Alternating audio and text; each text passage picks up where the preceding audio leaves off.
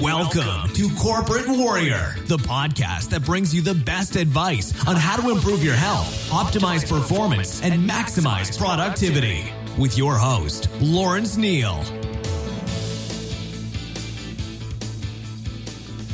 This episode is brought to you by ARX, the most innovative, efficient, and effective all-in-one exercise machines I have ever seen. I was really impressed with my ARX workout. The intensity and adaptive resistance was unlike anything I've ever experienced. I love how the machine enables you to increase the negative load to fatigue target muscles more quickly, and I love how the workouts are effortlessly quantified. The software tracks maximum force output, rate of work, total amount of work done, and more in front of you on screen, allowing you to compete with your previous performance to give you and your clients real-time motivation. The ARX uses a computer-controlled motor to give you the exact amount of resistance your clients need 100% of the time. This means that the resistance can never become dangerous, is intuitive and simple to use, and can provide you with all of the results you and your clients are looking for in a fraction of the time. ARX is highly effective and efficient in delivering all of the benefits of exercise, including increased strength, muscle mass, cardiovascular conditioning, bone mineral density, and injury recovery. As well as being utilized by many high-intensity trainers to deliver highly effective and efficient workouts to their clients, ARX comes highly recommended by world-class trainers and brands, including Bulletproof, Tony Robbins, and Ben Greenfield Fitness. To find out more about ARX and get $500 off install when you place an order, please go to arxfit.com and mention Corporate Warrior in the How Did You Hear About Us field. So again, to get $500 off install when you order, head on over to arxfit.com and enter Corporate Warrior in the How Did You Hear About Us field.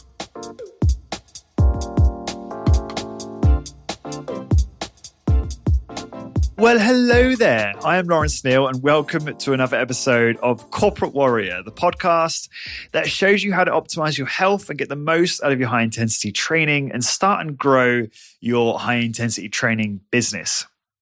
My former guests include the who's who in high-intensity training, people like Dr. Doug McGuff and Drew Bay and Jim Flanagan, paleo pioneers like Mark Sisson and Rob Wolf, successful strength training entrepreneurs like Luke Carlson and Mark Alexander, exercise machine experts, productivity gurus, high-intensity training bodybuilders and case studies, and everything in between.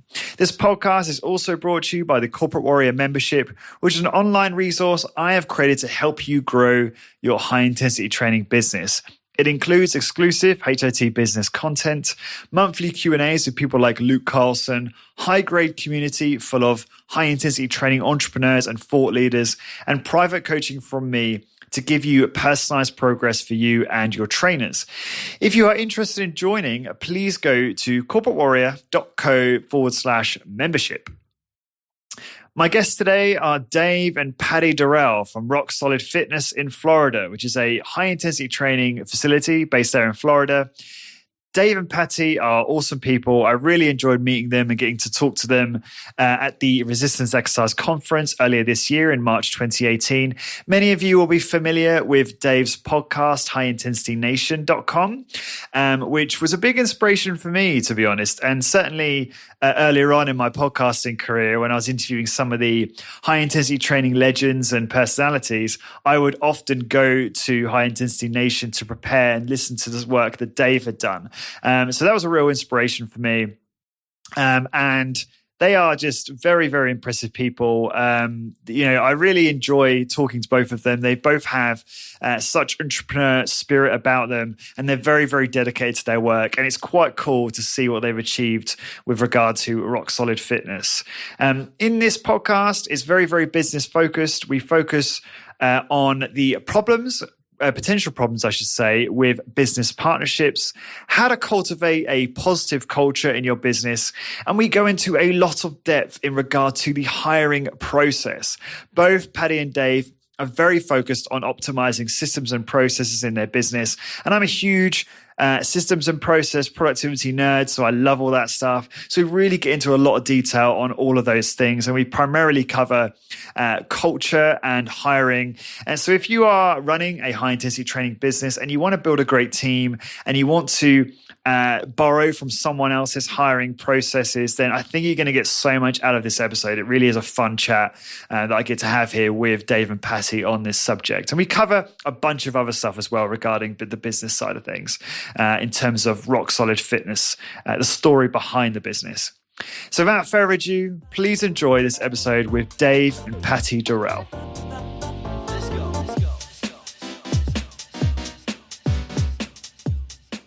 Patty, Dave, welcome to Corporate Warrior. Thanks so much for having us, Lawrence. It's a pleasure to be here. Your podcast is really popular. Our staff are listening to you all the time. So we're just so excited to be on here with you. Pleasure to be here, Lawrence. I just hope they're not listening to it right now instead of working. No, it's a pleasure having you both on the show. I appreciate you taking the time. Do you know, it's funny, I was prepping for this conversation, and first thing that came into my mind was coming down the stairs on the last day of the day after the resistance exercise conference in Minnesota. I was very, very hungover from too much beer the previous night, and you guys were all having breakfast, and you all looked like you had a nice shower and all nicely ready to embrace the day, and I'm just there just in like whatever I could find, to run downstairs to say bye to Skylar because I said I'd see him off, and I felt a little bit uncomfortable. Like a deer in the headlights, Yeah, but you probably had a lot more fun the night before. And we're kind of boring at night, so that's probably where you got us on that one. I don't know. Sometimes I trade that for feeling better the next day. What is it? I heard Matt Mullenweg, who's the founder of WordPress, I believe. He said something like, and I thought this was really good. He said, drinking alcohol is like stealing happiness from tomorrow. Oh, that is good. Yeah. So true. But you guys had an awesome time at the conference, I assume. Did you get a lot out of it? Oh, that's always one of the best things we can do with our team. It just seems every year it gets better and better. I'm already thinking about, do I need to close down 2 days next year to bring the whole team again? It's just great value. And the networking. Not only do we meet great researchers and people in our industry, but the great networking that we get to do. Finally meeting someone like you who we've known, behind the screens for a while, but meeting you face to face, those things are priceless to us. Yeah, likewise. Sorry, Dave, go on. No, I was just going to second everything she said. I mean, where else can you go where you got that many people that are super interested in high intensity training, along with the education you get from the speakers, literally from all over the world? You're meeting people. It's just one of a kind deal. Yeah, Luke's done a great job with that. And I was really impressed. Literally at the time of my life, I had real post-holiday, because I'll call it holiday because it just was loads of fun, blues, following. I was quite sad when I came back. It was pretty awesome. What do you think for you guys was like the biggest takeaway that you got from the conference?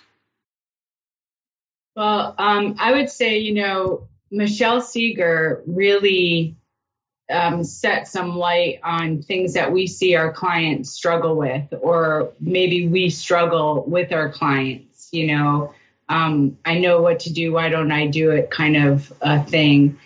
So much so that my whole team is reading her book. Our next seminar, we have a monthly seminar, and that's going to be the topic of the seminar. It's strange for Rock Solid Fitness to put a headline of why you shouldn't be exercising to gain muscle and lose weight or lose fat, but that's Michelle Seeger's whole thing is, why do you work out? Why do you exercise? Because of how you feel, not because of how you look, or it's the right thing to do, or it's going to prevent disease. It's how does it make you feel? And that's what keeps us in the game for a lot of things. So that was a great takeaway from us, because it was very different than what we typically hear and what we typically search and seek out in our research and programming and everything we do. Yeah, I think it gets overlooked. I think this kind of immediate positive feedback that we feel straight after a workout. I didn't think about it, and I think a lot of people in the room are like, no, you train to stimulate this improvement in the future. And I recently spoke to Dr. Ted Naiman on the podcast for the third time. It's not actually live yet, and I was trying to get under understand the reason why he works out so frequently, because he does like a full body high intensity workout almost every day, and I think he may be just one of those people on the bell curve that can recover from that. And he actually said to me, well, the reason I do it is not because I think it's potentially more beneficial, but because I feel like crap if I don't. There you go. And did you guys get a chance to listen to the podcast I did with Michelle on the day? No. Okay. I did not. I will seek it out. I will seek that out. Well, it was just, so I did a resistance exercise conference episode, and I interviewed like 3 or 4 of the speakers. I think it's 4 of them. And I go into that with Michelle. We talk about that in quite a bit of detail. And I try to kind of bring it back to the kind of strength training business field to try and get some more advice on how business owners can actually take her concepts and implement them. So yeah, worth listening to. Okay, guys, do you want to, you're both obviously the founders of Rock Solid Fitness over in Florida. Really interesting facility you guys have been running for years. I really enjoyed just researching actually and learning more about what you do, because it's so, just from the website, and obviously I've met you guys as well, but just from the website alone, you can just see how passionate you both are about your business, which is really cool to see. Do you want to talk about the business, your background, how it got started, and just give the listeners an understanding of what it is you do? Well, we started in 1997, Lawrence, as personal trainers, just Patty and I. And it just started out as a side hustle for us. We were working as physical therapist assistants in a rehab clinic and working out at a gym nearby. It was like 2 blocks over. So, we just decided, hey, maybe we can get a little side thing going where we're training some people at this gym. So I approached the owner and he was agreeable. So we just kind of, literally one person at a time got some clients, and we told the other therapists what we were doing. So as patients got discharged from physical therapy, they would refer them to us if they wanted to continue to work out, and they felt secure that we knew what to do with these types of clients. And then people at the facility, at the gym where we were training people, saw what we were doing and got interested. And just one thing led to the next. We just picked up a couple of doctors. They started referring their patients. We started picking up more gym members, and on it went. And pretty soon, it just grew to where we didn't really have to do therapy anymore. It became a full-time thing. And what the problem there, though, was that gym changed ownership, and then it eventually went out of business. And so we had to pack up all these tons of clients that we'd accumulated and move them to a whole different gym. And we had to do that several times. These gyms just kept changing ownership, changing policy. It was a World Gym. Now it's Planet Fitness, no trainers allowed, etc. So eventually Patty came, mainly to the idea that, we really need our own space and our own equipment and just a home to get this thing going. And I'll let her tell you about her fortuitous, foot in the door thing that got the whole thing going. It was really kind of funny in the beginning. But once Rock Solid Fitness was established in 2012, it just grew like a mushroom, for 4 years straight. It just pretty much doubled, just grew and grew and grew. Wow. Until we broke out of the walls that we were in, and we had to go get a new space across town that was twice as large, which is where we are now. So it just, for your listeners who may be starting out, just individual trainers or just kind of getting the whole thing figured out initially on the business side of it, we just started just like everybody else, just a couple of people who wanted to train other people. And now we have 5 trainers, 5, right? Trainers and yeah. Front desk staff, and a couple hundred sessions a week. So it's just took a long time, and a couple lucky bounces of the ball, and here we are. Awesome. Hey, did you want to? I think Dave was kind of teeing you up to elaborate on something there. I'll say, it was interesting because some of the things that Dave left out. So you're going to see the dynamics of a married couple here too, Lawrence, while you're interviewing us. That's great. So while we were working as therapists, really we saw this revolving door of patients like coming in and doing the home exercise program and leaving and supposedly maintaining that home exercise program on their own, but they wouldn't. So they'd come back in. And we were like, if we could just teach them how to do this on their own, we wouldn't need to do this. So it was really just a passion to help people. Side hustle just sounds so weird because it was such a passion for us to help people. And so Dave went off and he wanted to work in the NFL. So he went and got his master's degree. And that was a time where everything kind of really boomed for us because it was just me. And so I had 2 full-time jobs, right? So all of that worked out to be awesome. And when I realized that we could really make this business work and I gave up physical therapy, that's when things started to happen. So the 6th place I was at, and for the people who are out there doing personal training and wanting to take it to the next level, just don't give up. Here I was at the 6th place. I could tell it was going out of business. It was very discouraging. Every time you move, you lose clients, but we slap down a credit card like any business owner probably does, right? And started. And so January 3rd of 2012 is when Rock Solid Fitness formed. But before that, it was Rock Solid Dance and Fitness, which is what Dave was setting me up for. So I ran into someone in a grocery store that I knew well. She was in the dance business. I knew she had a great business. It was growing. We partnered up. It was a great dream. We were going to be doing dancing and strength training in the same house. It was going to be a really unique concept, but unfortunately, it just didn't work out. So that's when Rock Solid became Rock Solid Fitness, which was a really interesting move for me. I will say that I will never have a partner. I think that that's one lesson I learned from that. I hear that from many people. Partnerships are very difficult. So I would say before entering into a partnership, if that's something you're going to think about, really, it's like a relationship of a marriage, right? You get excited, you meet someone, you fall in love, you get married, you have the honeymoon and everything's awesome. And then you live together for a year and you're like, oh my God, what happened? What happened in this relationship? Only thankfully for me, it happened in 3 or 4 months. I realized that things weren't going to be right.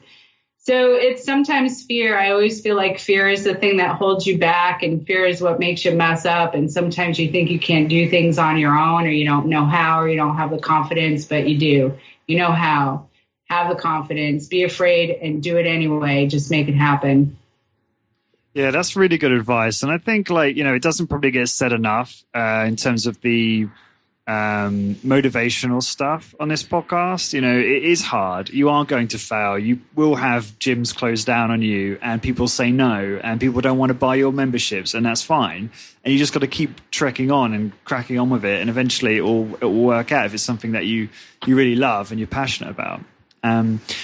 You guys do, as we were saying before, so much so well in your business, and you can see that by the website and just in when I was conversing with you guys at the conference. But one thing that we both spoke about as being something that you feel you do particularly well is creating a very positive and empowering culture within your gym. And then also the way you run your hiring process to ensure that you, I guess, cultivate that culture effectively. Do you want to just talk about that, and then I can ask some follow-up questions. We can get into that a little bit. Sure. I would say that that's one of the things that I've learned to do well and over trial and error, Lawrence. So the first thing that I do now is I have an outside company.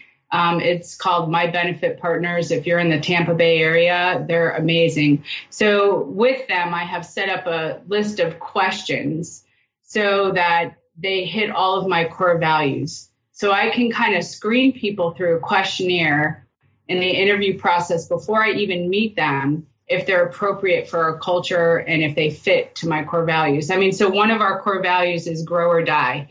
Everything we do at Rock Solid Fitness is about getting better. We're always trying to improve our learning. We're digging into the research. We're reading books. I mean, we're constantly reading and learning. So one of the questions on the screening form is, what book are you reading right now?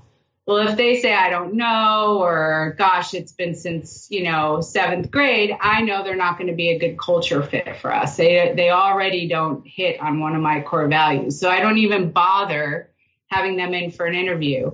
The other thing right now in this culture with, unemployment here in the United States and in my area is very, very low, which means that most of the talented people already have jobs, right? So the hiring process, I could get 100 resumes and half of them are just garbage, more than half of them. So they do all of that for me too. So I think as an entrepreneur, to try to not spend your time going through that initial process is huge. Get someone else to screen the resumes, get someone else to get them on the phone and see if they're even appropriate for a face-to-face.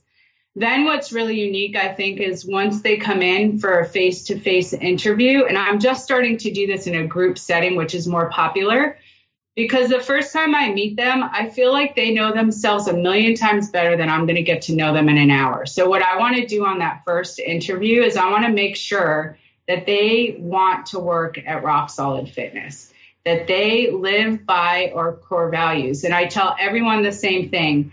I don't want you to feel like a priest going to work every day in a synagogue. If your fundamental core value or belief is so different than the place you work at, you're not going to be happy. So I want people to live by our core values every day in their life so that when they come to work, it feels great. They're happy to be there. They're excited to get up in the morning. It's what they do every day, what they love to do every day. So I go through with them. I tell them the whole history about Rock Solid Fitness, where we started, where we are, where we're going. I tell them my vision for the company. I tell them all about the job. I tell them all about what's mandatory, what's not mandatory. I tell them all about the core values. I mean, it's about an hour and a half long, and all they do is listen. They ask me questions about the job. They ask me questions about the company. They ask me questions about the history, but I don't even want to know about them. I want them to know all about us. And I tell them afterwards to go home. Don't call me. Don't let me know if you want a second interview now. I don't even want to know about that now. Talk to your mentor, talk to your mom, talk to your boyfriend, your husband, your best friend. Really evaluate seriously if this is going to be the right thing for you. And then if it is, call me tomorrow. And then I get to learn all about you and where you've been, where you're going in your future and how we can help each other, what you want from Rock Solid, what Rock Solid Fitness is going to give to you. And so if all of that is good, they want to come work for me.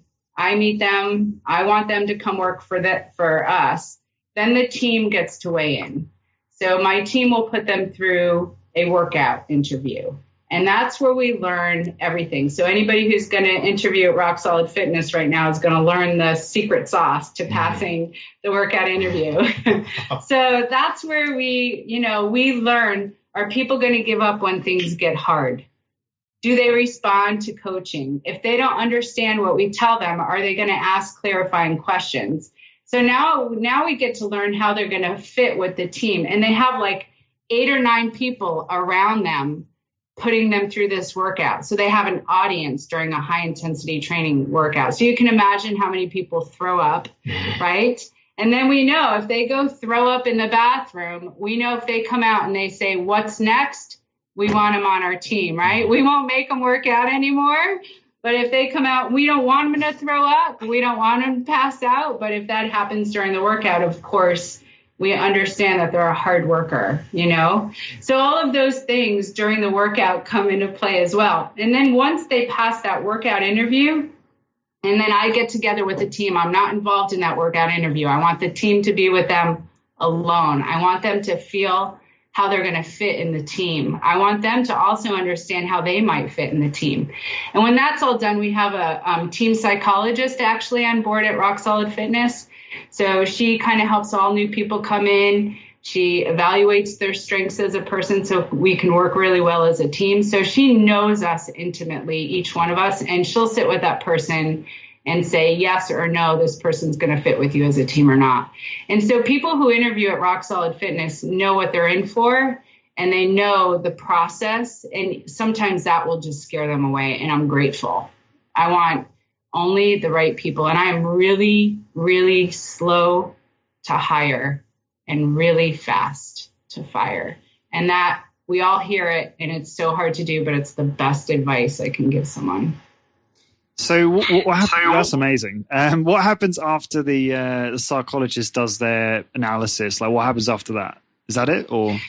So yeah, that's the end of the interview process. But then they meet up with the psychologist again afterwards, and she will do the Clifton Strengths Finders with that person, and then put them on a grid for us. So we know where we all fit on those Strengths Finders. So as a team, when somebody, if we need somebody really empathetic to deal with a client situation, we can look at our Strength Finders and say, Melissa is the most empathetic person we have in our team. We're going to have her meet with this client and go over that.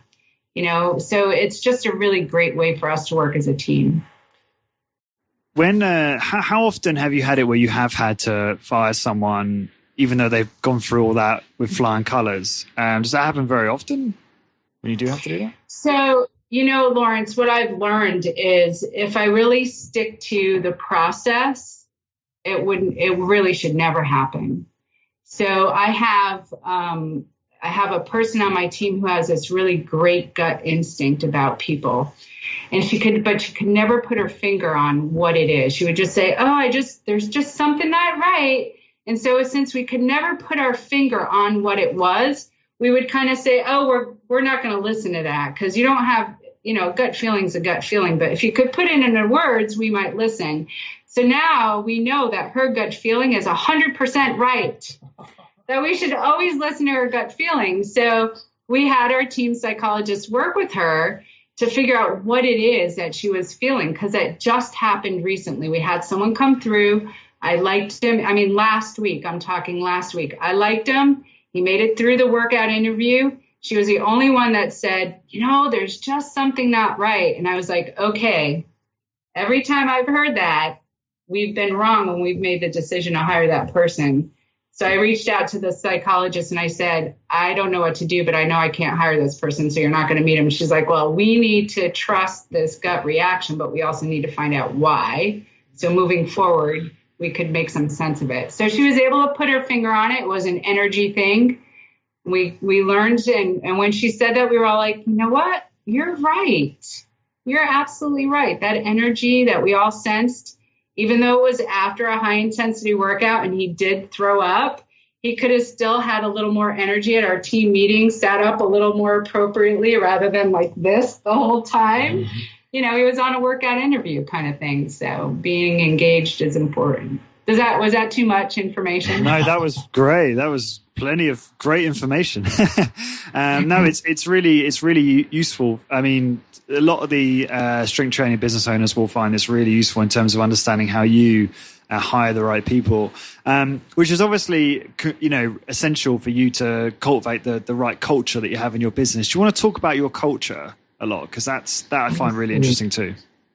Yeah, I think Dave wants to. I just had one comment on that process, Lawrence. It's, it sounds great the way Patty described it, and we really have it down to a science at this point. But when you're sitting there, when you're first starting out, and it's you and one other trainer that you've hired, and that person leaves, and all of a sudden your workload just doubled, and you really need somebody, it's really, really difficult to stay disciplined to that process and not just hire the first person who seems half decent. It's very hard not to talk yourself into a mediocre hire when you're really desperate for help. So that's the caveat. It's really hard to stay disciplined with it when you really, really need somebody. And where you asked before, somebody made it through and then you have to fire them. It used to happen if we into, the workout was, it was okay. Maybe not great, but, we really need somebody at that front desk. So let's see how it works out, it never works out. So, but it's a tough thing to do, of course, because when you're really desperate for help, you're, it's a tough call to make. Yeah, of course. And everyone's got their own situation. And I mean, clearly a lot of the people listening to this won't be as evolved as you guys are along your kind of business journey and kind of like, turned your process into a science, like you say. So, but I still think it's obviously valuable for those people to hear what you're saying and take elements of that to help inform their own approach. But I hear what you're saying. Like everyone's got to look, realize where they are and probably perhaps take a few risks at the beginning, maybe. Okay, so I don't know, Dave or Patty, either of you, do you want to elaborate on the cultural side of things, the kind of culture that you cultivate? So yeah, I will say, the culture is where you get to so that you're not making those decisions, right? Because those are the worst decisions. When you have a bad hire, even if it's for I'm stressed out because I don't have enough people to do the work, I would say turn the clients away rather than hire the wrong person. Even if it's just you and your business, do not make a mediocre hire. It will be the worst thing you can do for yourself. And you're going to want to do it. And you're going to be tempted because you're going to feel like you don't want to turn the business away, or you have all these clients you have to serve. It's almost better to get rid of the clients and do what you can and do it well rather than hire someone bad, because it's going to disrupt your culture so much. So for me, culture is everything. And culture is having the right people in your organization. And I will tell every single person I interview that I hire and fire based on my core values. And that's what creates our culture. So if you have an organism, right, we all have an organism, our body that we live in, and a cancer cell enters that organism, that cancer cell is either going to be surrounded by antibodies, right, and removed from the organism, or it's going to take over the organism and kill it. And that's the same when you have a bad culture fit. When you have someone come into your organization that doesn't fit your culture, they're either going to run through that organization like a cancer, or the organization is going to say, this is not right, and they're going to remove it. So culture to me is just that. When I sat with my team and I said, hey, we have this person and Mel's got a gut feeling we shouldn't hire him, but we're all strapped and we're all working extra. And what do you guys want me to do? And when they look at me and they say, don't hire that person, I know that we've created the right culture. We'll work a little more, we'll do split shifts, we'll do whatever we need, Patty. You just keep looking for the right person. And it's because we've developed that culture. And the other thing I learned just recently, Lawrence, that was really interesting to me is that when someone new does come on board, they feel almost like it's such a tight-knit family that they have to get, they almost have to earn their way into the family. Where I grew up Italian, right? And I'm like, what do you mean? You come in our door, you sit at our table, you eat our food, you're part of the family. You don't need to be accepted into the family. You already were when you were hired. But because it's such a tight culture, people come in and they're like, do I really fit into this culture? Is this really the right place for me? They quickly learn out that it is, but it's just that kind of a unique thing that feels protected space almost, like protected airspace. Are you a friend or not? Can you come in or not? So that was interesting for me to learn. I think I should, I feel like amending what I said just now. And I think I would change what I said and say, no, I think you're absolutely right. You should, even if you're in a tough spot and you're at the start, be disciplined and make the right decision, because like you say, make the wrong decision, that could really, really damage your business. And how do I know that, Lawrence? How do I know that? You've been there, how do I know that? Right. And I was warned not to do that, Lawrence, and I did it anyway, right? Yeah, good answer. Listening to one of your videos on the website, you talk about how the client's experience in your gym is quite often, and they will tell you this, the best part of their day. And you try to create this really positive environment. I mean, is that just down to what you were saying earlier about the values and ensuring you hire the right people? Or are there other things that you do? I mean, other things that you say or processes or stuff you do within your business that helps cultivate that type of atmosphere and optimism? I think it's a little bit of both. if you get the right people in there, that really want to be there and really want to work with the clients and, have the clients get the best experience rather than just, okay, I got to work today. And, I don't, sorry, cat accident. I don't really feel that great. And, maybe I'll just get through my shift and I'll go home and rest a little bit. We just don't have those type of people. We use the phrase showtime to describe, when you're in the back and you're going over your workout cards for your clients coming up. And then once you leave that back office and you go out on the gym floor, it's showtime, and all our coaches feel that way. And they just really get into it. And that type of passion and enthusiasm, you can't really fake that for very long. That's got to come from inside. So that's the core values thing that Patty's talking about. On the other hand, we make sure there's certain things that we have in place. If you were to come to our studio at some point, Lawrence, which hopefully you will, as soon as you're greeted there, you're going to be overwhelmed by people introducing themselves to you and addressing you by your name and knowing why you're there and what you should do next, where you should go sit, and here's what's going to happen, and just warmly greeting you like you have not experienced very often in a place of business. So we get that comment all the time. People are kind of taken back by it, like, whoa, I don't even get this kind of treatment when I go home, let alone anywhere else. So, things like that, we just try to instill in all our personnel to really make the client, feel welcome. We know what's going on in their lives. If it was, somebody's we're congratulating them. They're getting birthday cards. We really try to stay on top of what's happening with them. They just really feel at home and at ease and happy when they're in our environment. No, that sounds awesome. So, how do you talk, okay, so, you have people come into the business, you have clients come in, they're given this awesome experience. They're, the staff are making them feel very much at home. How do you instill that? So obviously you've screened and you've gone through this fairly rigorous hiring process, but how do you then instill that? What do you do, practically speaking, to train that into people?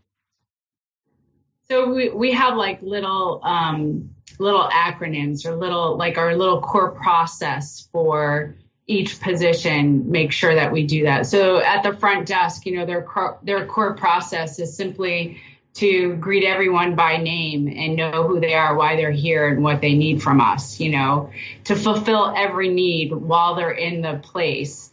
We want to welcome them, fulfill every need, and we want them to know that we're excited to see them again. So it's those three things, you welcome them by name, you look them in the eye, you tell them who they're going to be training with. They get all excited while they're there. If they need to make an appointment, whatever they need, can I email it? Can I send it? Can I wash your car while you're here? Whatever you want. If it's raining out, we walk them out with an umbrella. If we see them coming in and they don't have one, we'll go get them in the middle of the parking lot. We try and do things like that, right? I don't think people get cared for. I don't think people get enough human interaction. I don't think people get looked at in the eye a lot. I don't think they get called by their name. I certainly don't think there's great customer service out there. So if we could just have good customer service, we're probably better than half the places. If we can have exceptional customer service, then, we're going to blow people out of the water, unfortunately. And then when they meet with their coach, the first words out of the coach's mouth is always, is there anything I need to know before we get started? I mean, that's like an automatic question. And then they get started and we are going to be the best part of their day. It's exciting. It's high fives. It's coaching. It's constructive feedback the whole time, all about them. We have on our workout cards, we know what their goals are. We know what their medical issues are. We know what happened to them last time if there was something we need to work around. So even though it's not the same coach working with them every time, that coach knows them just like they did work with them last time. And so they're asking them, did you drink your water? Did you eat your breakfast? Did you get your walk in? So we're personalizing it every single time, and they know that we care. And if they don't show up, we're calling them. Where are you? Why didn't you come in? You didn't make your appointment. We're their professional accountability, right?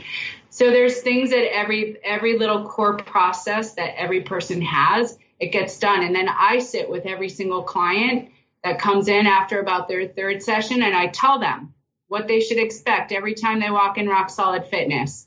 And I show them the form that they're going to receive in about 2 or 3 months. It's the same form I'm filling out today. So this is what you should expect every time you come in here. If you don't get this every time you come in here, here's my card. I want to know about it. And in 2 or 3 months, I'm going to give you this form, and it's going to be anonymous. I want you to write everything on here, like from your heart, from your gut. I want to be the place that gives you everything you want when it comes to your health and fitness. So if something you're not getting or something you can think about, write it on this form, and we'll get it to you. So that's the best I can do with making sure that clients are getting what they want and what I think they should be receiving. This episode is brought to you by our sponsor, ARX. Are you looking to create a cutting-edge, high-intensity training facility? Are you confused on what equipment to use or how to separate yourself from the masses? Well, then ARX Fit might be the answer you're looking for. I asked Mike Polano from ARX a few questions about how ARX machines are challenging the status quo of the exercise industry around the globe. Mike, if you could, give the listeners a quick summary of why ARX is so different from the traditional machines or tools they're used to seeing in most exercise facilities. ARX is totally different than anything you've seen before. This isn't just another weight stack machine. We've looked at the last 40 years of exercise technology and used that knowledge to create something entirely new. ARX uses a new form of resistance, a motor, and we pair that motor with computer software so that we can maximize the safety, effectiveness, and efficiency of your workouts. So you may be asking, okay, but how does ARX compare to weights? Traditional machines you see in gyms today are based on lifting metal weights and battling gravity. What people don't realize is that when you're forced to lift a static weight like this, one that doesn't adapt or change while you use it, you're underloading yourself rep after rep. And this unnecessarily limits your ability to make improvements. With ARX, we've taken a totally different approach. We removed weights and gravity from the equation altogether. Instead, ARX combines our patented motorized resistance with our custom computer software to provide you with the world's safest, most effective, and most quantified form of resistance training ever. When you train with ARX, you are training to your perfect level of resistance, both positively and negatively 100% of the time. No more guessing what weight to use. ARX does all of that for you, instantly and automatically. We'll also track and measure every second of every rep, so you can quantify all of your workouts to find out if you're improving and by exactly how much. Whether your goals are bigger muscles, increased strength, stronger bones, or just to look good in a bathing suit, ARX can help you achieve all of these and more, but do so in a fraction of the time it would take compared to traditional equipment. If you're looking for the most efficient, most effective, and most quantified piece of exercise equipment on the market today, then look no further than ARX. Thanks, Mike. That all sounds really impressive. If you'd like to learn more about ARX, visit arxfit.com and mention that you heard about ARX on the Corporate Warrior podcast to receive an exclusive deal of $500 off shipping and installation off your ARX machines.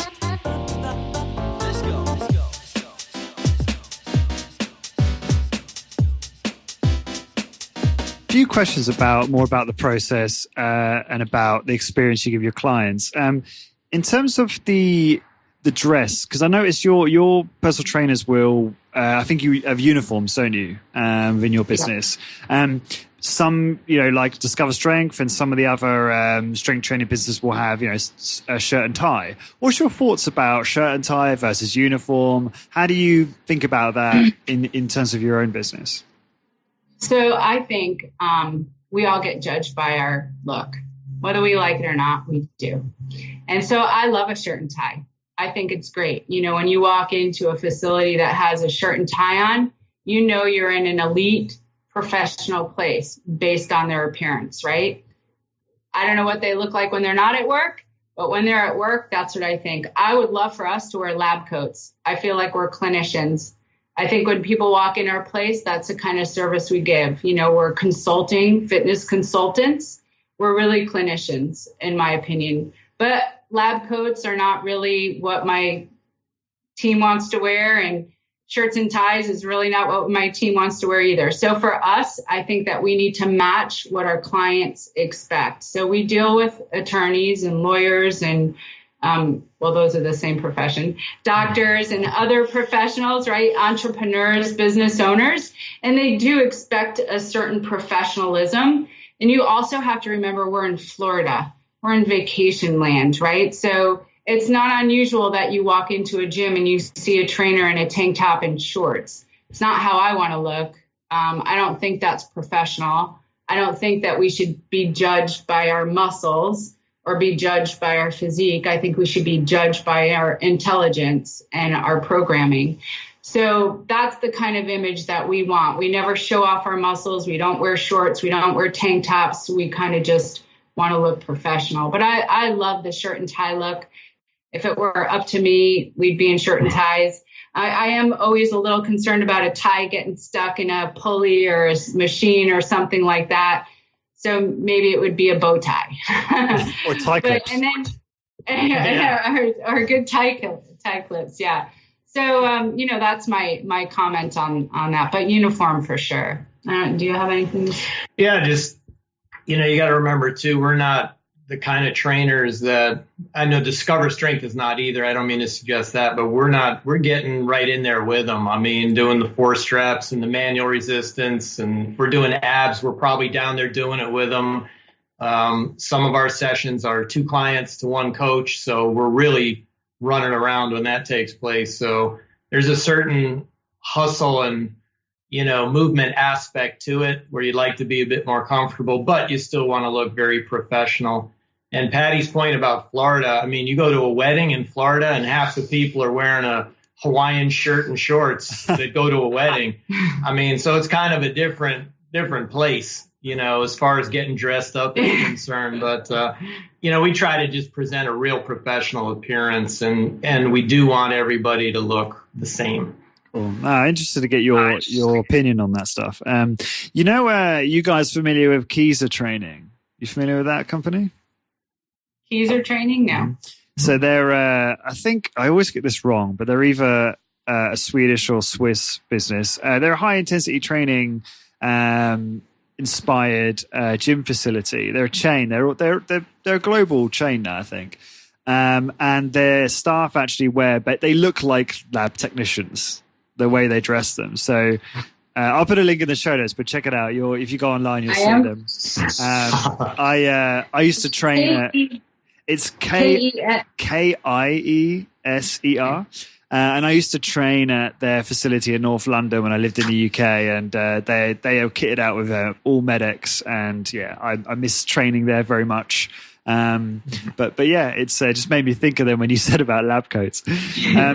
I'll say this, Lawrence, about uniforms. As an entrepreneur, as a business owner, you have to decide. A lot of times with personal training, people want to make them independent contractors, right? Versus employees. There's a big difference. You can't ask an independent contractor to wear a uniform. So when you're setting up your business and you're deciding, am I going to have independent contractors or employees? Those are things to consider. Do you want to have a uniform? Do you want to have them come to a meeting? Well, already that's an employee, not an independent contractor. Yeah, and I've had a mixture of both types of businesses on here. So it's obviously different approaches depending on where you're at. You just jumping back a second, you talked about the screening phase in your hiring process, and you went through a couple other questions that you might ask candidates. Be love to hear more about that. Like, what else do you include in that screening phase to ensure that those that come to that shortlist is well filtered, so to speak? So you talked about values and the last book they read. Is there what else do you ask them as well, if you don't mind me asking? Yeah, no, not at all. So tell me about a time that your boss asked you to do something that you weren't comfortable with. How did you handle that? What was the outcome? Tell me about a time that you made a mistake charging a client. You overcharged or undercharged a client. What happened? What was the outcome? what are the top 3 adjectives that would describe yourself? What hours can you work and how much money do you want to get paid? Well, that's a tough one. Are you willing to work overtime if necessary? Describe a relationship close to you. How long have you had it and why are you close? There's like 20 questions, Lauren. I would be very impressed if you remembered every single one. So don't worry. So, and they're slightly different for each position as well, right? So if it's a fitness coach position, then it's tell me about a time that your client didn't get the results that they wanted. How did you handle that? What was the outcome? How did you handle that? If they're, applying for a front desk position, it's tell me about a time where a client was angry with you or you had an angry customer. How did you handle that kind of a situation? So they are a little specific. Cool. And when you mentioned you started doing the group interview where you tell the story, how many people will you have in that group? So I would love to have more than just 2, but recently it's just been 2 people at a time. Right. Okay. So it's easy because it's all the same thing. So, I imagine as Rock Solid Fitness grows and we're hiring more people at a time, it'll be more and more people in the room. Like Google probably has 20 people in a group interview every week, I would imagine. But for us, 2 is fine. And I guess you are actually learning a lot about them, even though you're not asking them any questions, just to see their body language and how they react during that story. That's probably huge. Right? It is huge. And when I had more than one person in the room, it opened up a whole new dynamic for me to see how those 2 people interacted based on the story. Also, how they interact knowing that they might be competing for the same job. So, it's interesting to see if they become friendly or not, if they make eye contact with each other or not. So you could even see if they're going to be like good on a team, which is kind of interesting. I didn't even understand the dynamics that would unfold by having 2 people in a room for a first interview. And I'm sure I'm going to learn a ton more through that process too. I'll learn better how to figure out, what kind of things to look for when I have 2 people in a room. And I think that's the best part. If you're always just wanting to learn from the situation that's in front of you and figure out how to make it better. How long have you guys been doing this kind of hiring process for? So I've been doing that hiring process. You mean with the questions, with the outsourcing and all that? The way you have it defined now, yeah. The outsourcing started 1.5 years ago. So right about when we moved into our newer space. So before that, I was doing all of the interviews in person. And what would happen is half of them wouldn't show up. They would make an appointment and not come in, and it would waste my time. I'd hold a spot in my schedule. So now I don't have any more of that. The rest of the process was the same, minus the psychologist. She started about 8 months ago. So who knows, in another 6 months, I might have another process in the interviewing, system. And the psychologist, is that her sole role within your organization, or does she do other things as well? She does team building with us as well. And I also kind of have her just on retainer that if one of my team members needs someone to talk to personally, they can just reach out to her and I take care of that. Cool, okay. And after they've all gone through this hiring process, those that are successful, do you have, you've mentioned, I like the idea of having things like acronyms and things that are easy to remember in terms of how they then treat clients and create that really positive atmosphere. I think that's clever. But what do you do in terms of actually, do you have like an onboarding process? So once you say, congratulations, you got the job, what happens next in terms of the onboarding side of things? Oh, yeah. So for fitness coaching, our training program is a $6,000 program. So fitness coach gets hired and then they have to go through a training program. So it's like a college curriculum. There's a bunch of things they have to read. They have to shadow. They have to go through our whole exercise menu. They have to teach it to one of the veteran coaches. So they shadow us, we shadow them. Then they start to take on clients. We're still watching them. And if they say, this is a unique process, I think, too, with our fitness coaches. So let's say they want to get started with Rock Solid Fitness. I'll pay them like a little apprenticeship pay is what I call it. So while they're getting trained, if they're not just right out of college, they'll get an apprentice pay while they're learning. If they don't stay with Rock Solid Fitness for 1 year, then they owe me $6,000 in the training. If they stay with me for a year, the training's on the house. If someone wants to come in and just learn Rock Solid Fitness training or how to be a fitness coach in a personal training facility, they can come in and pay $6,000 for that training, but they have to, sign a non-compete, non-solicitation, of course, for my area. So there's nobody who's going to come in and learn my system and open something up down the street and compete with me. I love that. That's amazing that you invest that much in your staff. I suppose it's very important for you in terms of the return you get, when that person's passed. Just before I guess we move on, because I know the listeners are also thinking, please ask Dave about High Intensity Nation. So I do have to get that in somewhere.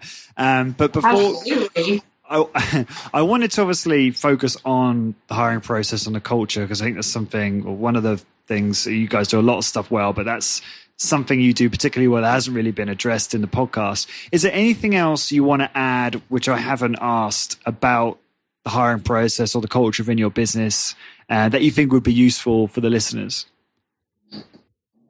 I think that Rock Solid Fitness is unique that not everyone is attached to just a certain clientele list. All of the coaches train all of the clients. So for us to be sure that we're all on the same page is huge. So that's why that hiring process for the fitness coach is so unique with the whole training program.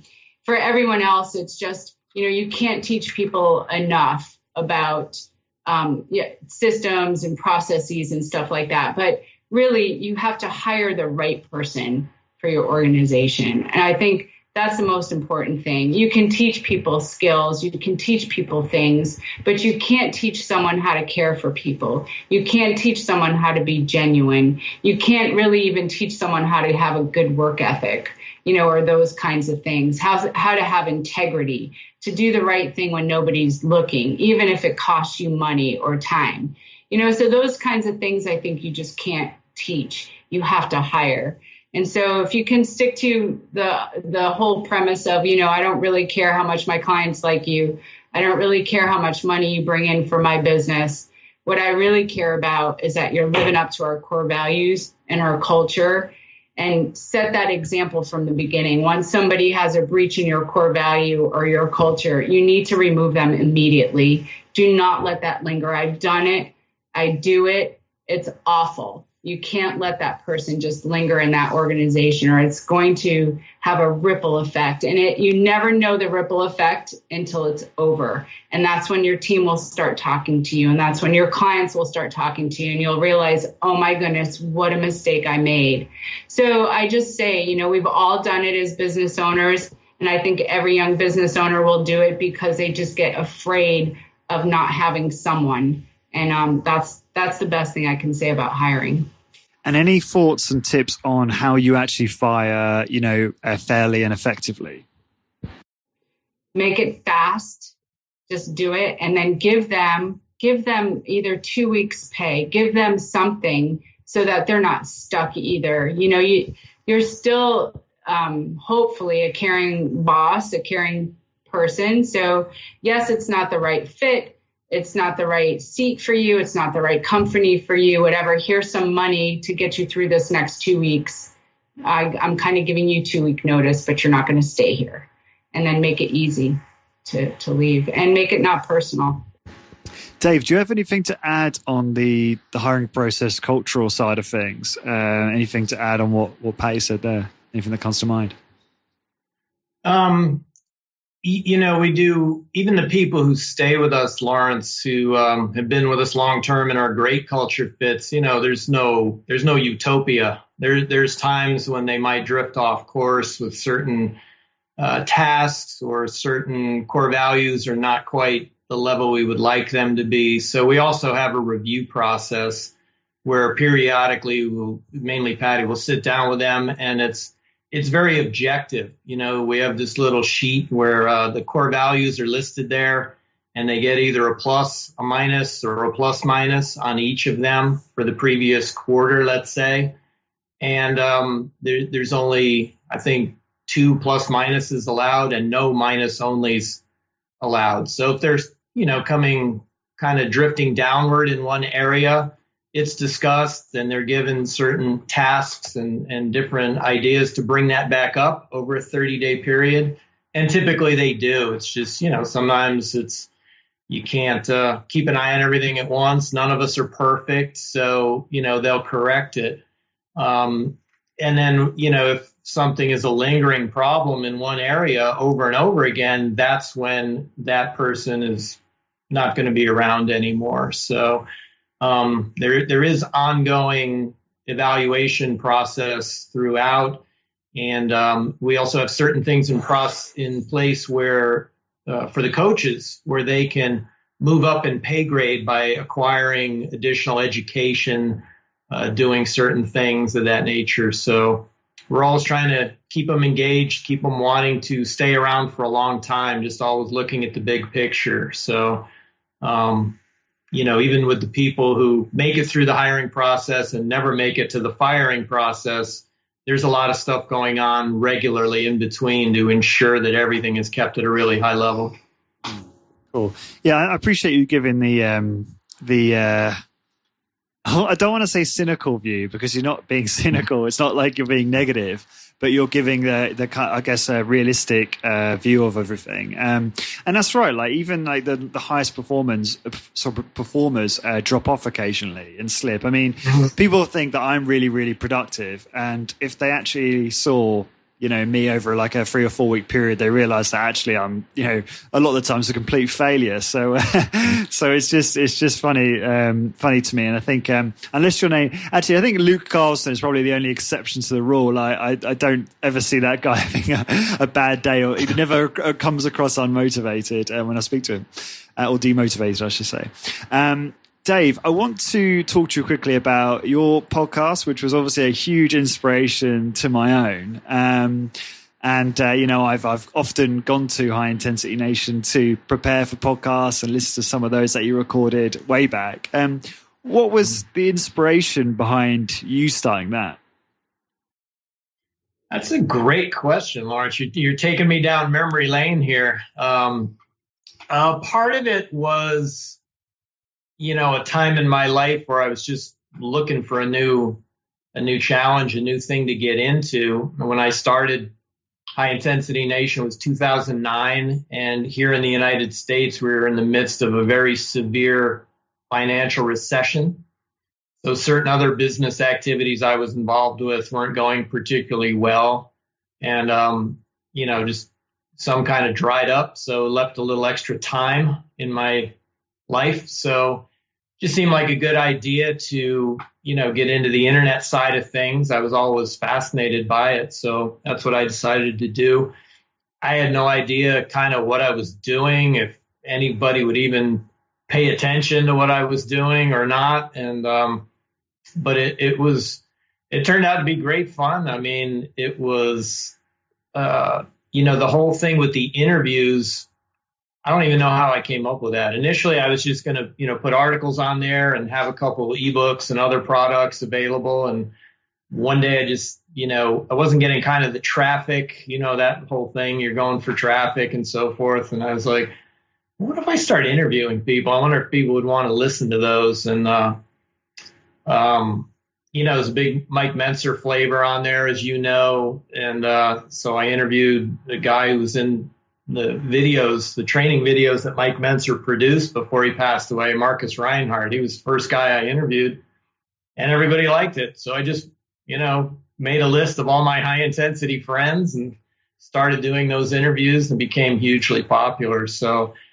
just really fantastic experience. You and I have been talking off the air about possibly reviving it and so forth. I mean, the decreased posts and information on High Intensity Nation correspond exactly with the increase in activity of Rock Solid Fitness. So when Rock Solid Fitness got started, you know, one of my main jobs was getting the Rock Solid website up and running and optimized and so forth, you know, for business purposes. So, you know, there's only so many hours in a day, and that's what I was spending them on. But the other thing that I had high hopes for, Lawrence, just being real candid with you and the listeners, when I started high intensity training, was to create a situation online where different people who were getting onto the internet, who were from a high intensity training background,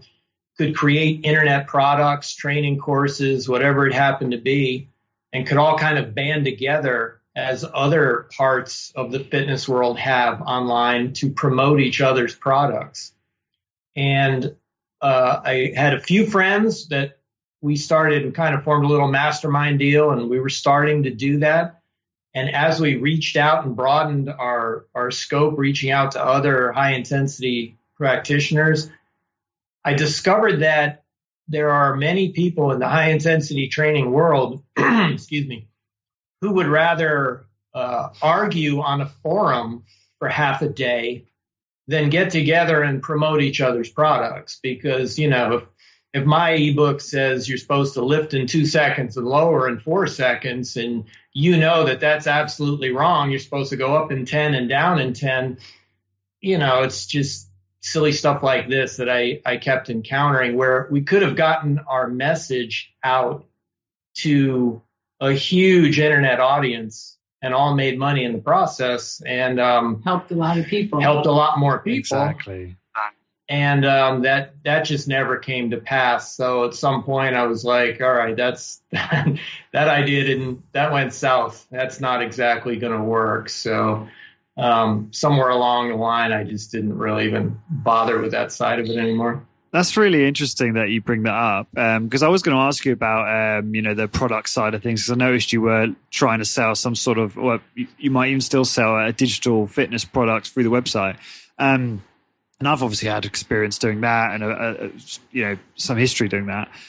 But it's interesting because one of my members in my membership, he has a successful gym, successful high intensity business, but he's also created this great strength training program that he wants to sell. And so I didn't know that this would be something I'd be doing when I set this up. And this is the whole thing, right? You create something, you attract customers, and then you find new problems, and then you go about your business is solving those problems, and then the business morphs from there, right? That's right. And so they're doing that, and I'm now like enjoying that because I'm enjoying helping them sell that more effectively through the various channels. So it's also made me think, okay, I need to get someone on a podcast who's they don't have to be a high intensity person, they just need to be a very, very good at selling online and specifically fitness products, right? Because back to your point, Patty, it's like if we can get more people that are passionate about smart training, who are very good at online selling, you're going to have, firstly, you're going to help this industry massively. We're going to help our community and our friends massively. And then secondly, you're going to get a lot more people implementing smarter health and nutrition, et cetera, into their lifestyle rather than being distracted by all the crap out there, right? Because there's a lot of online products that are complete rubbish. And we all know this, right? Like 8-minute abs or 4-minute abs or whatever it's called. I'm not saying that's complete rubbish. I've not looked into the program, but that's the first one that comes to mind. So sorry if that's actually a decent program. But yeah, this is definitely a thing I want to get involved in, is trying to help those people sell those more successfully. If it's a sole business, or in some cases a supplement to their existing business. I think, Lawrence, you've done such a great job. I mean, you're kind of the hub, you're in a unique position to be able to help people with this type of thing at this point, because your site and your podcasts are so hugely popular. People are coming there just out of pure interest because it's such a great podcast that you have going. And, it's kind of a little meeting place. So yeah, you've definitely put yourself in in a great position to be able to help people along the lines that we're talking about right now, for sure. I appreciate that, Dave. That means a lot to me, especially coming from someone like you. And you know what's quite funny, and this is going to make you laugh. I have some of my blog posts and podcasts have like, you know, one podcast in particular has over 100 comments, and some of those comments have like, you know, 500, 750 words per comment. Now that all sounds really great, right? That sounds like I'm onto something. But then the other day I realized that none of my comments were being indexed by Google. And that's because which is really bad. If you know anything about SEO, that's really bad, because that means that I'm not getting any traffic from comments. So the reason for that is because I use this might be useful for some of the entrepreneurs listening, is I use a plugin called Discuss, a comment plugin. And you have to do some fancy technical stuff behind to make it talk to Google, and it can then crawl your comments properly and pick them up. But at the moment, it's not. So I'm addressing that because it's pretty critical. So that's interesting. So I've kind of, you know, I've built up, I suppose, a fair amount of traffic and a fair amount of listeners without the benefit of SEO. So hopefully when that actually kicks in, it will just go, I hope. So There you go. We shall see. But no, it's been an awesome journey so far. But no, you've done a lot of great interviews in High Intensity Nation. You know, I recently listened to the one with Richard Wolff that you did, which actually was right around the recession, because he was telling the story. Oh, actually, it might have been a bit after that, because I think he was telling you the story of how he started it in a recession and how hard and challenging it was for him. And we actually dug into that on my episode with him. So again, I think it's providing even more content for people to realize, you know what, you think you have it hard. Many people have had it very, very hard indeed, and they still came out of it and been successful. So that's awesome. But yeah, I want to touch on Lawrence, if I could. Yeah, sure. You know, I'm interviewing a lot of our clients right now just to find out what frustrates them in our industry to try and help them.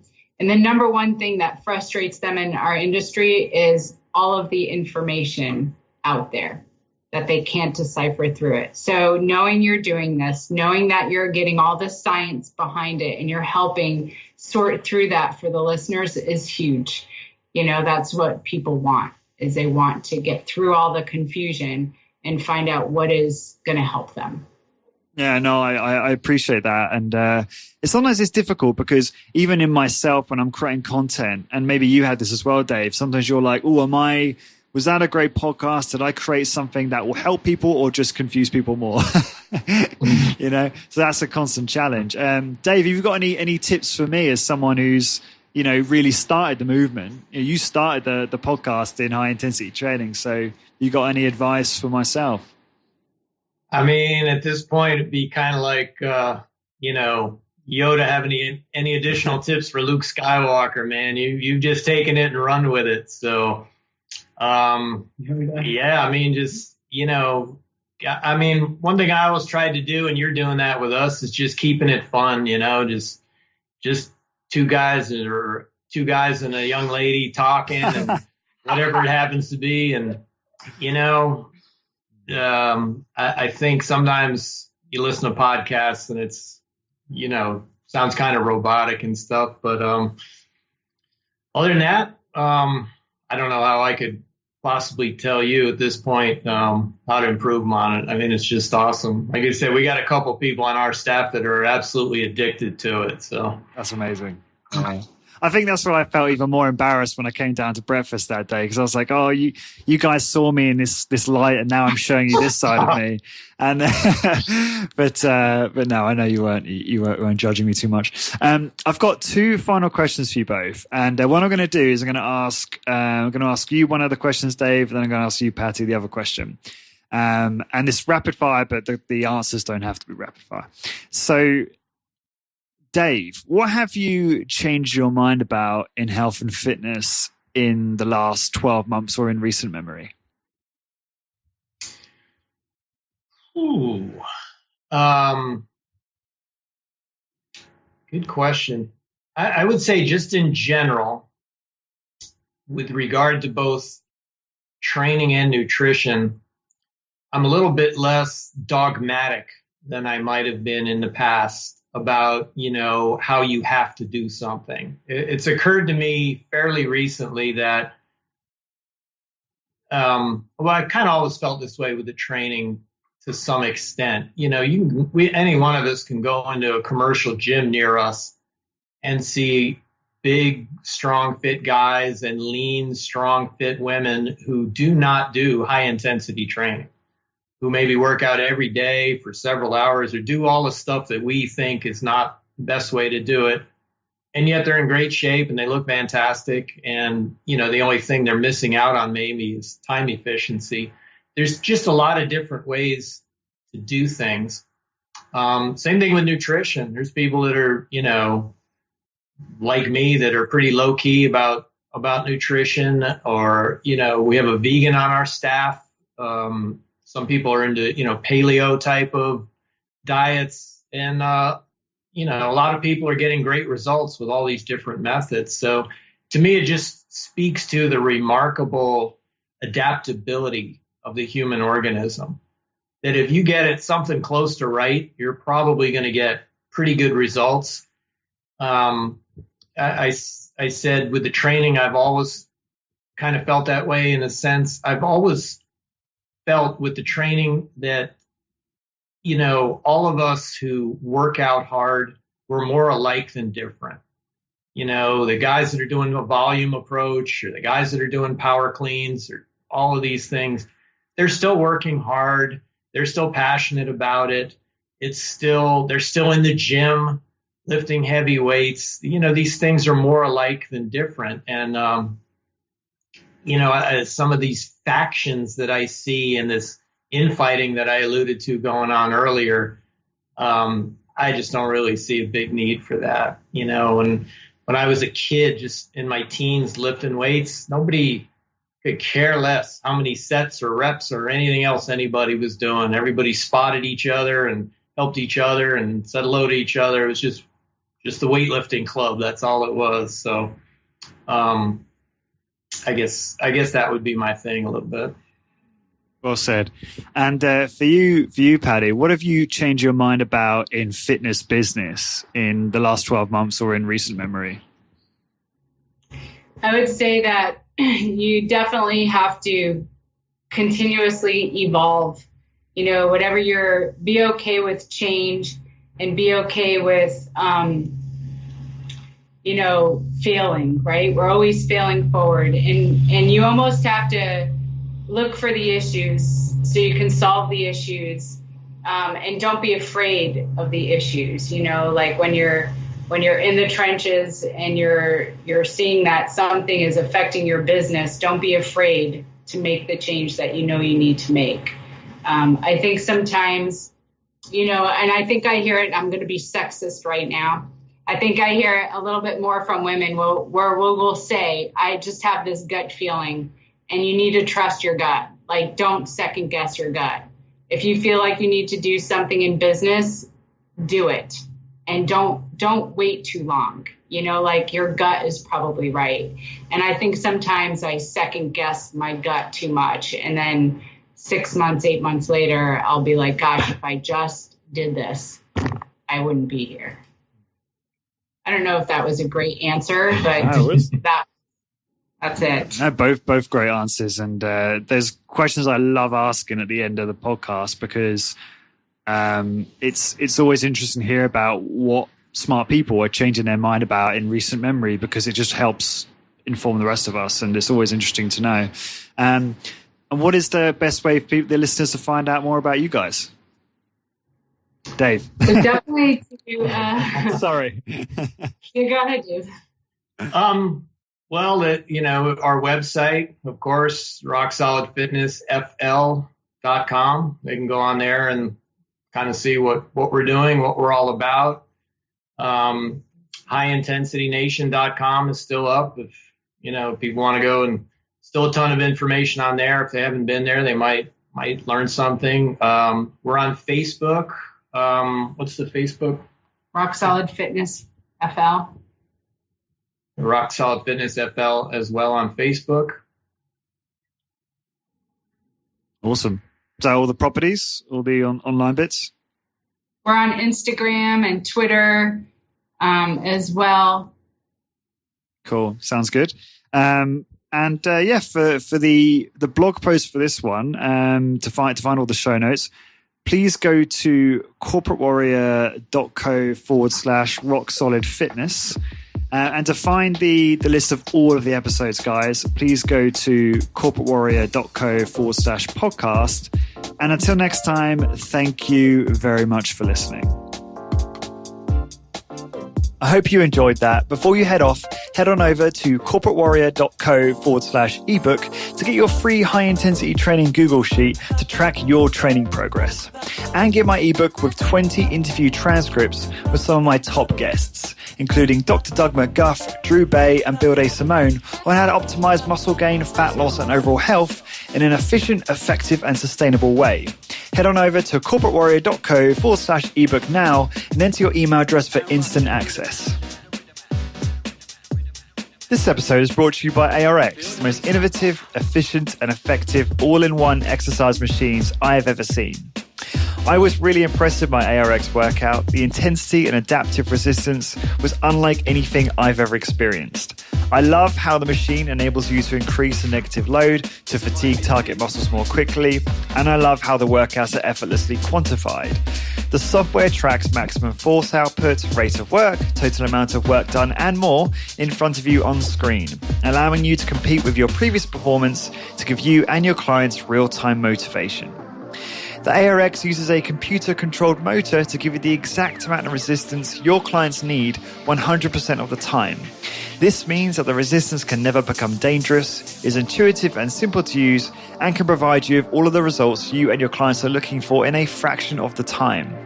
ARX is highly effective and efficient in delivering all of the benefits of exercise, including increased strength, muscle mass, cardiovascular conditioning, bone mineral density, and injury recovery.